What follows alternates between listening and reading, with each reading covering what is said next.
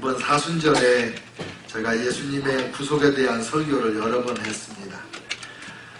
하나님의 어린 양 예수, 구약시대에부터 많은 제사를 지냈지만 그 제사 제물이 우리를 완전히 깨끗하게 하지 못해서 이제 하나님의 아들로 제물 삼아 우리를 영단번의 제사로 정결하게 해주신다, 그런 말씀 들었고요. 처녀 마리아가 낳은 예수, 왜 예수님이 동정녀 마리아에서 태어나야만 하셨는가? 무죄한 사람이 돼야 우리를 위하여 죽으실 수 있는 자격이 되기 때문에 예수님께서 동정녀를 통하여 태어났다, 그 말씀 우리가 들었습니다. 또 하나님께서는 죄를 짓고 자꾸 하나님께로부터 멀리 도망가고 더 어두움 가운데 빠져 들어가는 인생들을 성큼성큼 다가오시고 달려오셔서 붙잡으시고 그리고 정결케 하시어 마침내 하나님의 성령을 우리 가운데 보내셔서 우리 몸을 성전 삼고 사신다, 이렇게 말씀을 들었습니다. 오늘은 치욕의 십자가는 치유의 십자가다. 우리 교회 개척하는 첫 해부터 이 주제의 말씀을 늘 들었는데 오늘 다시 한번 이 말씀을 듣게 됩니다. 왜 예수님께서 그 치욕스러운 십자가에 달려 돌아가셔야만 했는가? 그 예수님이 치욕스러운 십자가에 달려 돌아가심으로써 해결하시려고 하시는 우리 인간의 문제는 무엇인가? 그리고 그 문제를 진짜 예수님이 해결할 수 있었는가 하는 말씀을 살펴보고 어떻게 하면 하나님의 그 은혜를 누리며 사는 성도가 될까? 우리가 예수님을 전할 때 그 사랑을 어떻게 온전히 전하는 성도가 될까? 그런 말씀을 함께 나누려고 합니다. 여러분, 우리는 예수님 십자가를 생각할 때 예수님이 고통을 당하셨다, 예수님이 피를 흘리셨다, 그래서 많이 죄송해하면서 은혜를 입고 감사를 합니다. 그러나 신앙이 깊어질수록 더 감사하는 마음과 함께 죄송한 마음이 많아지는 것인데, 실상 우리가 예수님의 십자가를 온전히 이해하지 못하는 면이 참 많습니다. 그냥 우리는 예수님이 피를 흘려서 우리 죄를 갚아주셨다, 그렇게 생각을 합니다. 그런데 만약에 피를 흘려서 우리가 구원받아야 되기 때문에 예수님이 피를 흘려야만 됐다면 십자가에 안 죽으셔도 피 흘리고 죽을 수 있는 방법은 얼마든지 많이 있습니다. 근데 왜 하필이면 피를 흘려서 돌아가시는 것 중에 가장 잔인한, 가장 인간이 고안한 방법 중에 가장 길고 무시무시한 사형 방법인 십자가를 통해서 예수님이 돌아가셔야만 됐을까? 여러분, 예수님의 십자가의 죽음은 예수님 탄생 오래전에 예언이 되었습니다. 시편 22편에 다윗 왕은 예수님의 십자가에 달려 돌아가시는 것을 마치 옆에서 본 듯이 자세하게 기록해 놓았습니다. 그 로마 병정들이 예수님의 옷을 제비 뽑아 나누는 것까지 다 기록해 놨어요. 그런데 사실 다윗 왕은 예수님 탄생하기 전에 1000년 전에 살았던 사람입니다. 오늘 본문에도 보면 예수님이 고난당하시고 십자가에 죽으실 때 어떤 일이 일어났는가를 자세하게 기록해 놓았는데, 이 이사야 선지자도 예수님보다 700년이나 먼저 살았던 사람입니다. 예수님 당시에는 사람을 십자가에 못 박아 죽이는 그런 사형 제도가 없었습니다. 십자가라고 하는 것은 로마 시대의 죄수를 형벌하는 사형틀이었기 때문에 1000년, 700년 전에 예수님이 십자가에 못 박혀 달려 돌아가실 것을 예언해 놓으셨다, 이 말이에요. 왜 그랬을까? 이 십자가에 달려 돌아가실 때 십자가에서 당하는 모든 고통과 모든 치욕과 모든 사망의 그 어둠의 골짜기를 지나는 그것이 우리의 문제를 해결하기에 다 필요하기 때문에 그렇게 하신 거라, 그 말입니다. 하나님의 관심의 중심에는 언제나 사람이 있습니다. 천지를 창조하실 때에도 사람이 살기에 쾌적한 최고의 환경, 이 지구와 에덴 동산을 만들기 위하여 천지를 창조하신 것이고, 그리고 그 에덴 동산에 아담과 하와를 지어 놓으시고 하나님과 전혀 막힘이 없이 거리낌이 없이 아름다운 교제를 하며 살도록 하셨어요. 그리고 창세기 1장 28절에서 하나님이 우리 인간에게 주신 사명을 보면 놀라운 겁니다. 생육하고 번성하여 땅에 충만하라. 땅을 정복하라. 바다의 고기와 공중의 새와 땅에 기는 움직이는 모든 생물을 다스리라. 그러니까 왕으로, 하나님이 지으신 만물을 대신 다스리는 왕으로 우리 인간을 지어놓으셨다, 그 말입니다. 그런데 그 간사한 뱀으로 나타난 사탄의 유혹에 넘어가서 하나님이 금하신 선악과 따먹음으로 하나님과의 관계가 깨어지지요. 그때부터 인간에게 엄청난 문제가 생겼습니다. 하나님하고 관계가 깨지니까 하나님에 대한 그 아담과 하와의 생각과 행동이 확 달라졌어요. 원래는 하나님하고 좋은 관계에 있을 때는 인간이 영과 혼과 육으로 되어 있기 때문에 영이신 하나님이 우리의 영과 교제를 해요. 그러면 하나님과 교제하는 우리 영이 우리 마음을 다스리고 우리의 마음이 우리 육체를 다스리고, 그게 인간의 질서입니다. 그런데 하나님과 교제가 없어진 영이 방황을 하니까 마음도 방황을 하고, 그리고는 육체가 이제 범없는 고지 토끼가 선생이라고 이제는 육체가 주인 노릇이 돼가지고 지금 사람들 사는 거 보세요. 고민하는 게 인간다운 인간이 된다든지 영적인 인간이 된다든지 그런 고민이 아니라 무엇을 먹을까, 무엇을 마실까, 무엇을 입을까, 이 육신적인 것만 열심히 찾는, 완전히 인간이 짐승같이 되어버렸잖아요. 하루 종일 생각하는 것이 돈하고 뭐 먹을 거, 입을 거, 잠자리, 이런 것만 생각하고 사는 인간으로 전락을 했다, 그 말입니다. 하나님과의 교제가 단절되면서 이런 현상이 됐고, 하나님께로부터 멀어지면 멀어질수록 인간들의 삶은 점점 더 어두워지고 죄가 더 많아지고 더 포악해지고 그렇게 되는 겁니다. 그러면 인간의 문제를 진단을 하면 크게 세 가지인데, 첫째는 영적인 문제. 하나님과의 교제가 단절된 것을 영적으로 죽었다, 그럽니다. 하나님 안 믿는 사람은 다 죽어서 살아가고 있는 거예요. 그래서 예수님을 믿어서 하나님과의 교제가 회복된 사람을 살았다, 그렇게 하는 거예요. 안 믿는 사람은 죽은 사람이고 믿는 사람은 산 사람이에요. 하나님과의 교제가 영적으로 회복된 사람이라, 그런 뜻이에요. 그래서 그 다음에 두 번째 인간의 문제는 육체의 문제인데, 인간이 타락하자 인간이 발 딛고 사는 이 땅도 함께 저주를 받았습니다. 그래서 하나님께서 아담과 하와에게 말씀하신 게 뭐냐면, 너는 앞으로 땅을 갈아서 열심히 일해서 먹고 살아야 된다. 이마에서 땀이 나야 네가 하루 세끼 밥을 먹을 것이다. 그러시면서 이 땅이 이전에는 저절로 많은 음식을 만들어냈는데 이제는 열심히 경작을 해도 먹을 것이 풍족하지 않게 이 척박한 땅이 되어버린 거예요. 가시와 엉겅퀴를 낸다, 그러셨습니다. 그리고 또 너무 열심히 일하면서 살아야 되다 보니까 인간이 병들어요. 그래서 생로병사, 인간의 삶을 간단한 네 글자로 요약한 게 그거예요. 나서 늙고 병들어 죽는다, 이거예요. 원래는 인간이 이런 운명으로 태어난 게 아니거든요. 제가 어느 날 텔레비전을 보니까 의학 박사님이 나오셔가지고 아주 얼굴에 만면에 미소를 띠고 자신있게 얘기를 하는데, 여러분 요즘에 간 질환이 많습니다.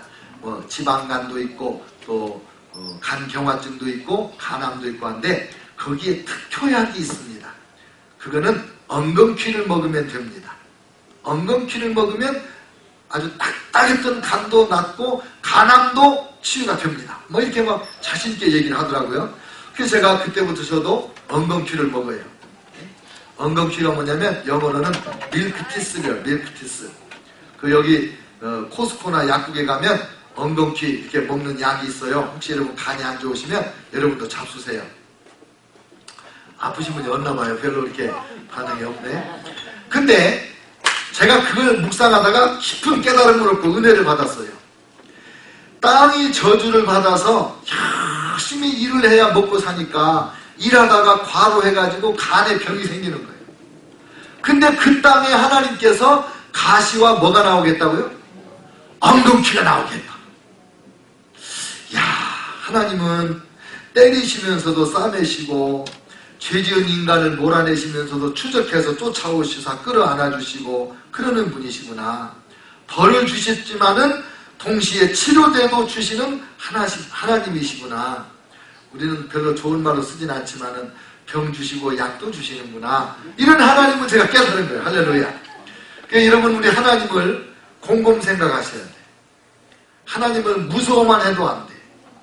하나님을 향해, 하나님으로부터 도망가려고 해도 안 돼. 왜? 하나님은 때리시면서 싸매는 분이거든. 이렇게 벌을 주시면서 치유하시는 분이시잖아요. 할렐루야. 이런 하나님 믿으니까 얼마나 좋아요. 이 영적인 문제, 그 육체적인 문제는 그래서 하나님이 그렇게 이제 우리 인간에게 문제가 생겼다. 두 번째 문제는 육체적인 문제다, 그거예요. 그 다음에 세 번째 문제가 정신적인 문제, 정신적인 문제. 하나님 없이 살다 보니까 자꾸 이제 인간관계에서, 세상살이에서 마음의 상처를 받게 됩니다. 그래서 분노하게 되고 다투게 되고, 또 상처 많은 사람은 상처를 더 잘 줘요. 또 상처 많은 사람은 상처받는 이 자석과 같아요. 하여간 나에게 상처 줄 만한 모든 말들을 더 그렇게 잡아 당기는 것 같아. 그래서 상처가 덫이 나서 어쩔 줄을 모르고 살아요. 근데 보세요. 상한 감정, 그렇게 말하죠. 상처라는 것은 감정이 상했다는 거예요. 감정이 상하면 사람이 너무 힘드니까 감정이 상하지 않도록 하려고 하여간 모든 그 방어막을 치게 됩니다. 그리고 상처만 안 받을 수 있다면 거짓말을 해서라도 그 상황을 모면하려고 합니다. 그러다 보니까 상한 감정이 있는 사람, 상처받은 사람들은 이성적으로 자꾸 궤변을 하게 돼요. 이상한 논리를 펴요. 자기 상처 안 받으려고. 그러다 보니까 상한 감정에다가 이성이 마비가 돼.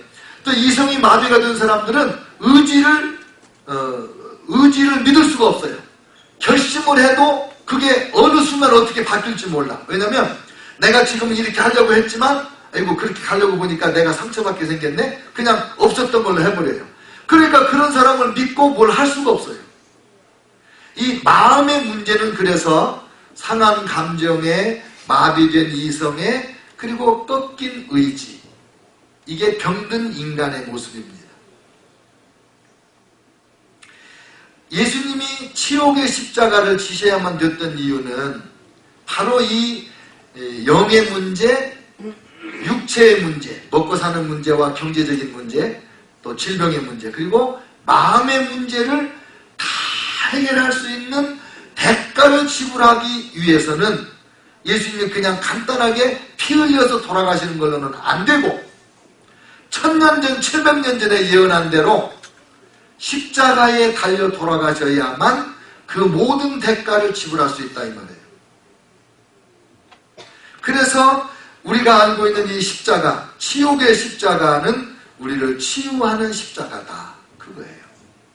한번 이제 하나님 말씀에 진짜 우리 문제를 해결하시는가를 보겠어요. 첫째, 영의 문제. 하나님과 우리 사이가 멀어져서 우리가 영적으로 죽은 사람이 된 것은 죄 때문이잖아요. 근데 예수님이 우리 죄를 위하여 십자가에 달려 돌아가심으로 우리가 죄 용서받으니까 하나님과 관계가 회복이 되는 거예요. 그래서 영의 문제를 해결해요.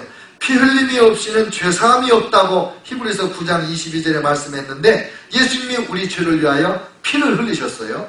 그 다음에 내가 곧 길이요 진리요 생명이니 나로 말미암지 않고는 아버지께로 올 자가 없다. 내가 곧 길이요 진리요 생명이니 나로 말미암아서만 하나님께로 올 수 있다.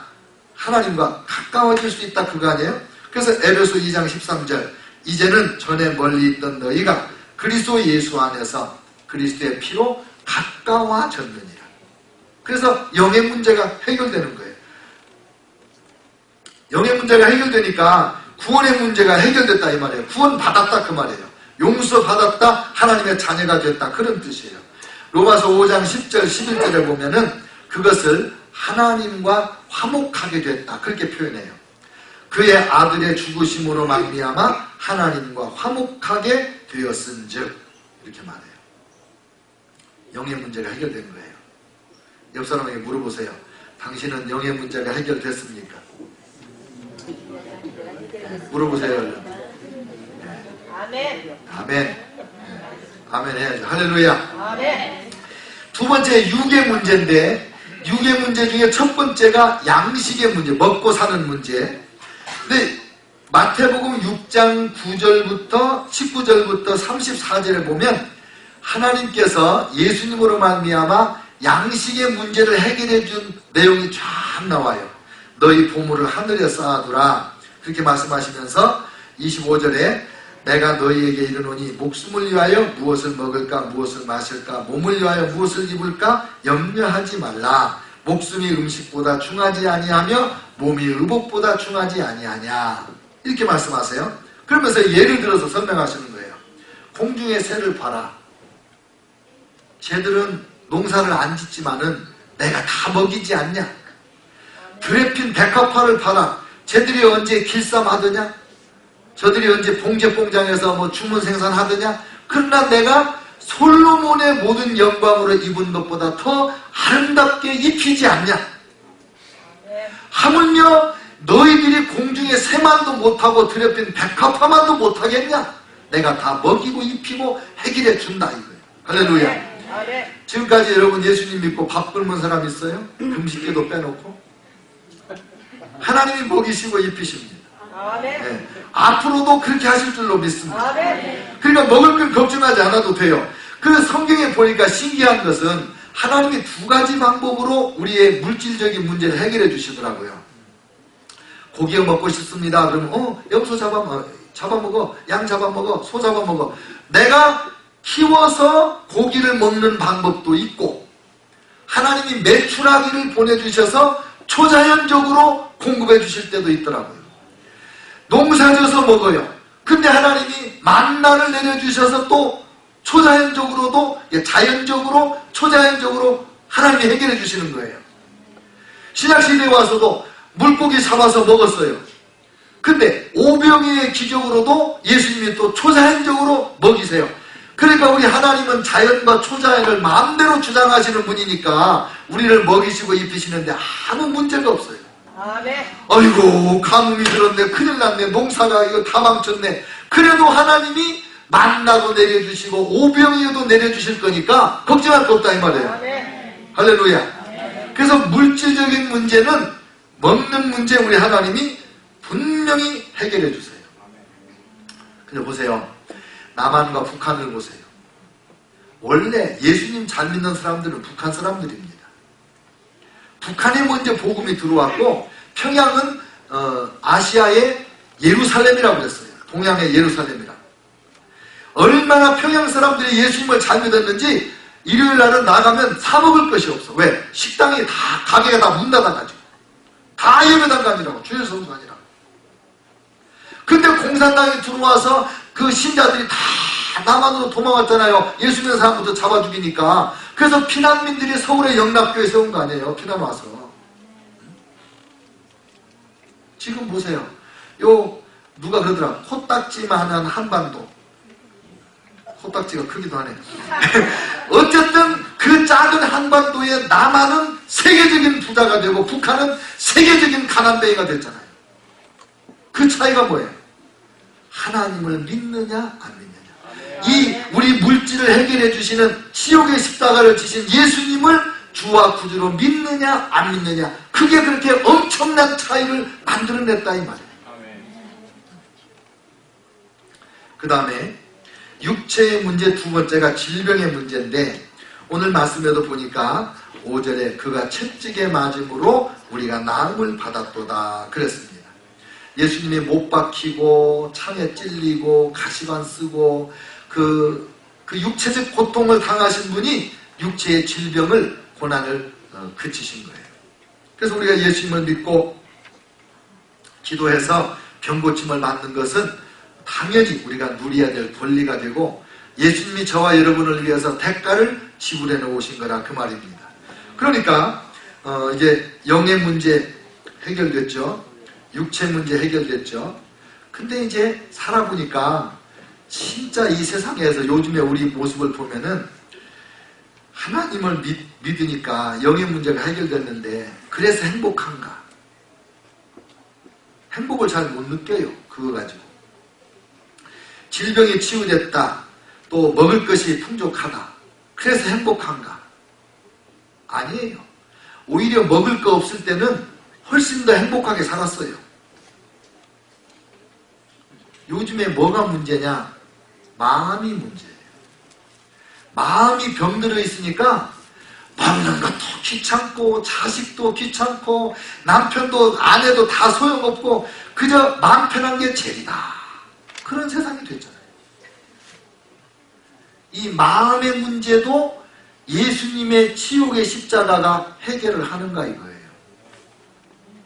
상한 감정을 치유하시며 이 마비된 이성을 바로잡아 주시며 그리고 이 궤변을 없애버리고 정말 거짓말하고 욕심내고 사기치고 하는 그런 거 안 하고 정직하고 바르게 살게 해주실 수 있겠는가? 그리고 믿을 수 없는 메이커가 믿을 수 있는 메이커로 바뀔 수 있겠는가 말이에요. 예수님께서 자기가 십자가를 지시기 전에 자기가 십자가를 이제 지고 죽는다는 예언을 여러 번 하셨어요. 그래서 마태복음에도 마가복음, 누가복음에도 세 군데 다 그 예수님 말씀이 기록되어 있어요. 근데 그 말씀의 내용이 이렇습니다. 이방인들에게 넘겨주어 그를 조롱하며 채찍질하며 십자가에 못 박게 할 것이나 제3일에 살아나리라. 마가복음에 보면 죽이기로 결의하고 이방인들에게 넘겨주겠고 그를 능욕하며 침뱉으며 채찍질하고 죽일 것이나 그는 3일 만에 살아나리라. 누가복음에 이방인에게 넘겨져 희롱을 당하고 능욕을 당하고 침뱉음을 당하겠으나 그들은 채찍질하고 그를 죽일 것이나 그는 3일 만에 살아나리라. 마태, 마가, 누가복음에서 다 같이 말한 게 뭐냐면 예수님이 십자가에 죽고 3일 만에 살아난다는 거예요. 이 두 가지는 또 채찍질한다. 이건 우리가 참 잘 아는 것 같아요. 그래서 우리가 병낫기로서 기도할 때마다 채찍을 당하신 예수님 대가를 지불하셨으니 병 고쳐주세요. 이렇게 기도해요. 잘하는 거예요. 그런데 보통 사람들이 성경을 읽으면서도 주목하지 않는 부분이 뭐냐? 이거예요. 조롱당한다, 능욕을 당한다, 침뱉음을 당한다는 거예요. 다른 사형 제도로는 조롱, 침뱉음 이런 게 많지 않아요. 별로 없어요. 그냥 죽어요. 근데 이 십자가라고 하는 길고 긴 이 죽음의 세리머니는 그 모든 단계에서 인간을 멸시하고 조롱하고 저주하고 그냥 가지고 놀아요. 이런 그 온갖 마음의 상처를 다 당하고 예수님이 십자가의 마지막에 돌아가시는 거예요.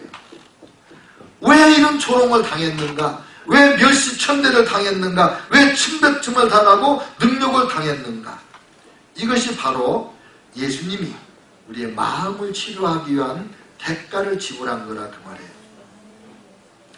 여러분 오늘 주보에 들어있는 목회 서신 있잖아요. 제가 2011년도 고난주일에 쓴 거를 다시 오늘 여러분에게 나눠드렸어요. 거기 보면 중간에 예수님의 십자가 처형을 기록한 말씀을 묵상하던 윌리엄 바클레이 목사님은 다음과 같이 적었습니다. 1.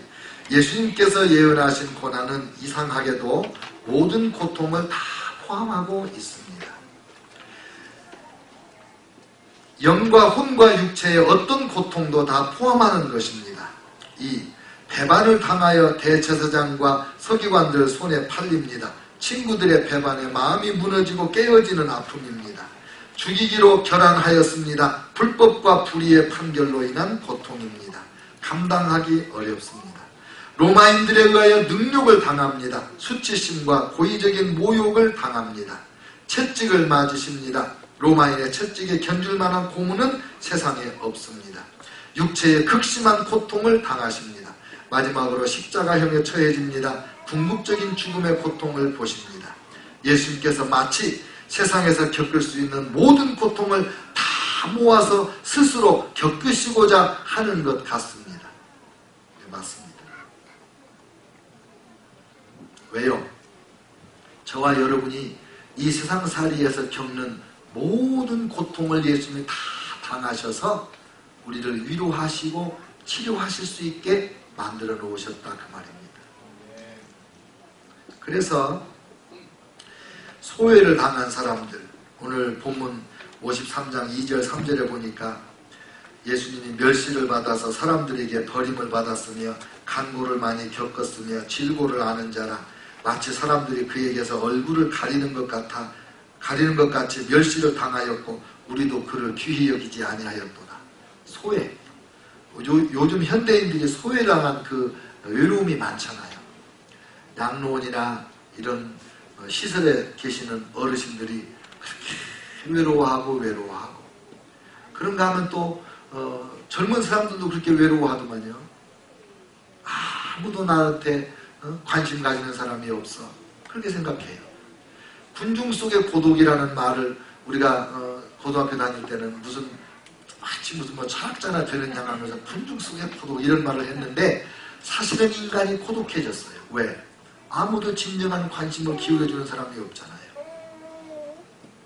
근데 예수님이 그 고독을 아십니다. 그래서 우리를 성전 삼고 우리 안에 계시면서 임마누엘로 우리를 도우시는 거예요. 많은 사람들이 배반의 상처에 울어요. 교수님한테, 제자한테, 부모님한테, 자녀들한테 배반당한 사람 많고, 애인한테도 배반당하고, 동업자한테도 배반당하고, 부모 형제에게 너무나 이 배반당한 상처에 우는 사람이 많아요. 제가 사이판에 선교사로 갔더니 그렇게 그 배반당한 사람이 많더라고요. 미국에 이민 보내준다고 그래서 있는 돈 없는 돈 몽땅 줬더니 사이판에 갖다 내려놓고 여기가 미국이라고 그랬대요. 그런 사람이 그렇게 많더라고. 근데 그 사람이 형님이고 매형이고 처남이고 막 이렇더라고 또. 근데 미국에 오니까 사이판은 또 별거 아니더라고. 또 미국에 오니까 얼마나 이 배반당한 사람들이 많은지. 전에 우리 교회 나오시던 분도 사업 정리해가지고 몇십만 불을 가지고 왔는데 한꺼번에 날렸잖아요. 나보고 그래요. 목사님 내가 죽이고 싶었어요. 배반당한 상처. 그 어디 가서 그 위로받겠냐. 그래서 우리 예수님이 믿는 도끼 발등 지킨다고 제자들한테 그 병 고쳐준 사람, 오병이어로 먹여준 사람, 그 모든 사람에게 배반당하는 그런 이 십자가에 못 박으라고 한 사람이 누구예요? 다 예수님 떡 먹은 사람, 예수님 병 고쳐주고 귀신 쫓아준 사람들 아닙니까?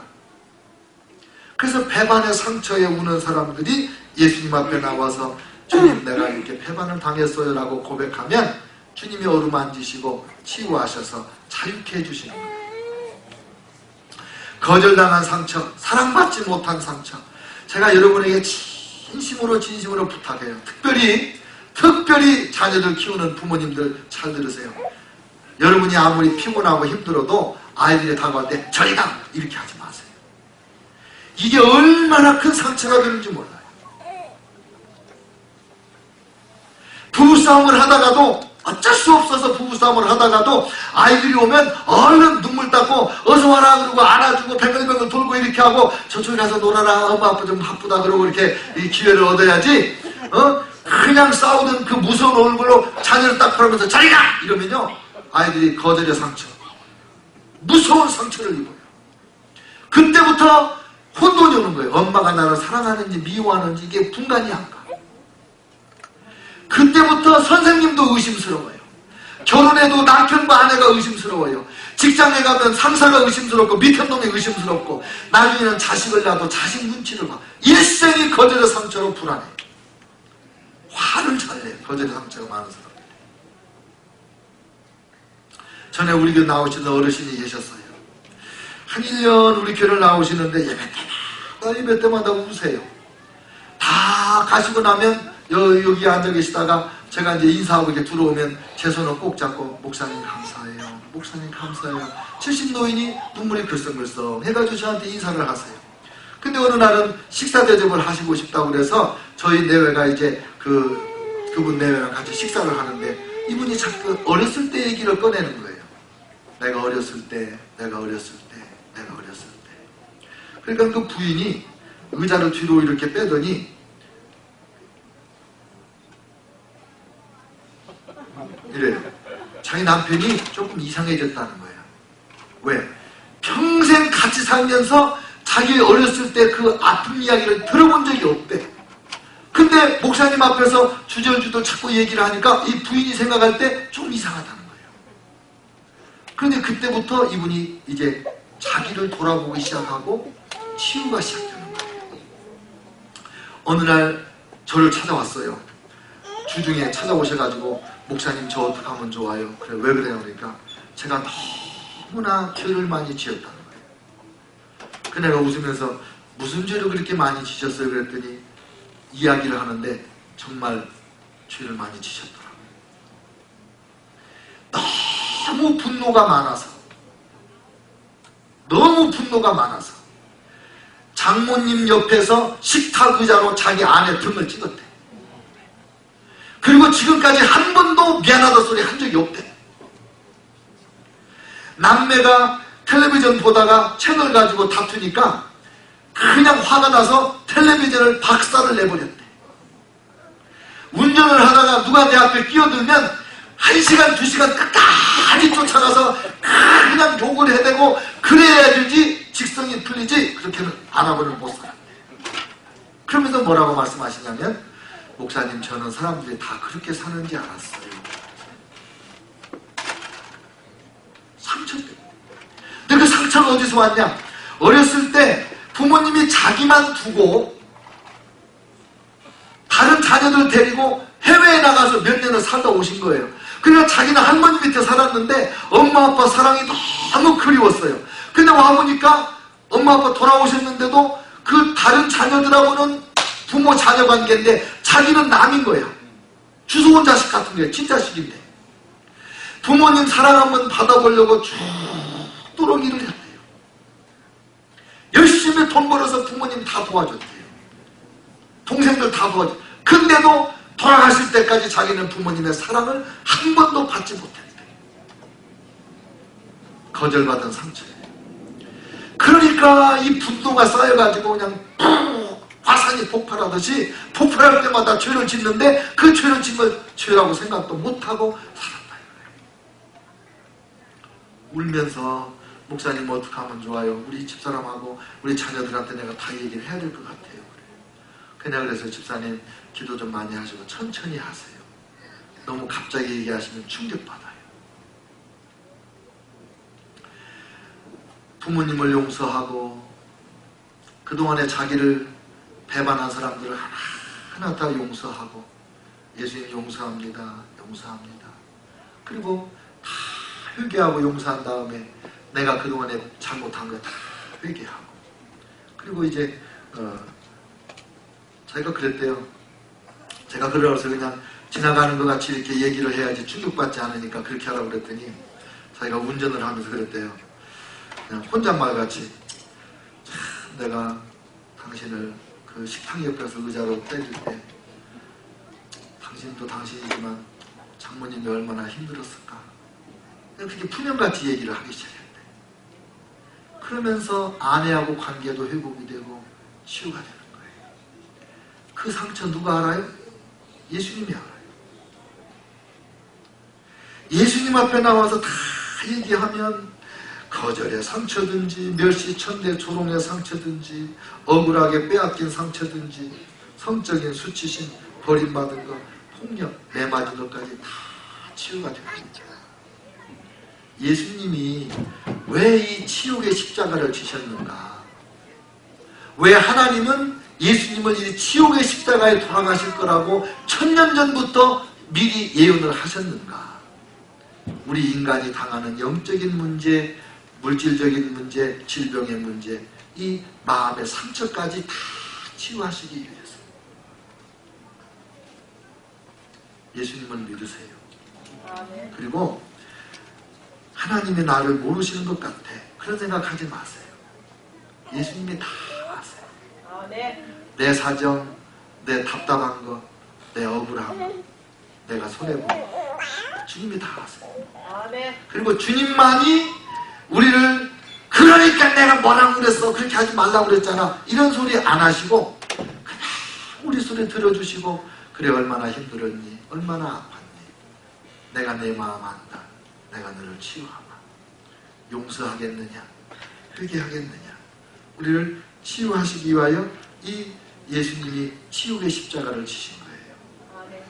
사랑하는 성도 여러분, 여러분이 어떤 어려움이 있어도, 어떤 아픔이 있어도, 슬픔이 있어도 예수님 앞에 나와서 다 내려놓으시기를 바랍니다. 특별히 이 고난주간에는 예수님 앞에 자기의 아픔을 고백하면서 치유받고 씻김받고 자유하게 되시기를 주의 이름으로 축원합니다.